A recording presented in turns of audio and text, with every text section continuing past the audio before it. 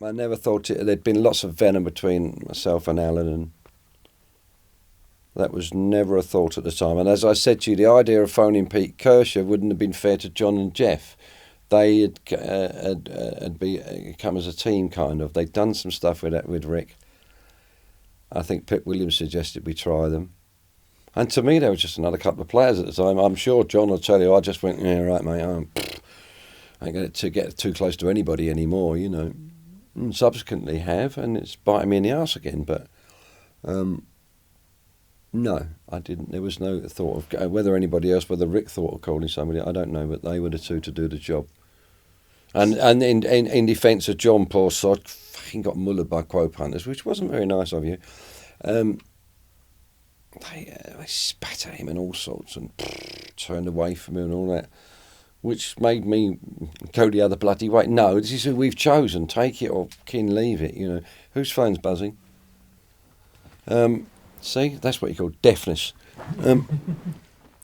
I'll come back to where you are. I had to go to a meeting to discuss with this, and with a guy called, better not say Bates, had I? And his thing is, he had apparently discovered or found Tears for Fears, which everyone thought was the living end, and I just thought, not a bad good. And I'm supposed to go a meeting this morning to discuss with a guy called David Simone the thing about pushing Army out.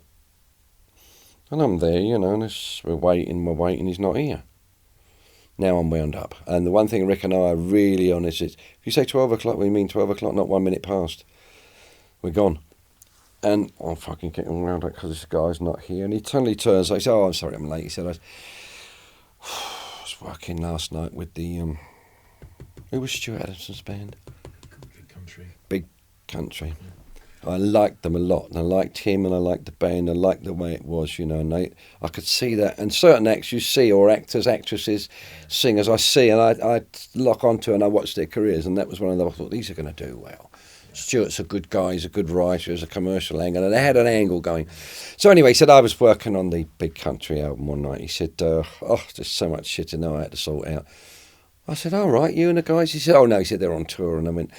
They stiffed from then on and everything, and then eventually he committed suicide, didn't he? Poor old Stu.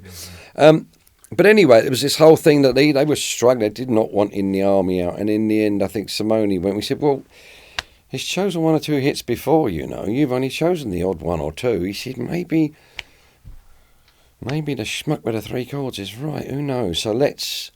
And I think at the time he asked Pip to extend it one more verse, which he did, and I went back and dubbed it, and it's extremely flat if you listen.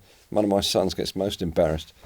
And but as I said at the time, it was either going to be a complete no-no, which wouldn't even make a blip so nobody'd notice it, so they couldn't go, oh no, Quo recorded something that they shouldn't. You know, they've recorded loads of shit they shouldn't.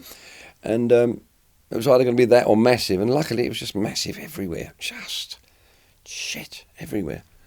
But I do remember that sentiment of my mate, or this bloke at school, Duke McCann. He always said he was going to join the Army, and that's when I first heard that. I mean, how many guys, I wonder, that got suckered in for whatever reasons by their mates, by the thing I'm going to be macho, because I know I'm not. And I know lots of guys my age back then were shitting themselves in case of conscription. They were going to take us in. I would have died. But anyway, is that enough for in the Army, is it? I just don't know. It's very demanding, isn't it?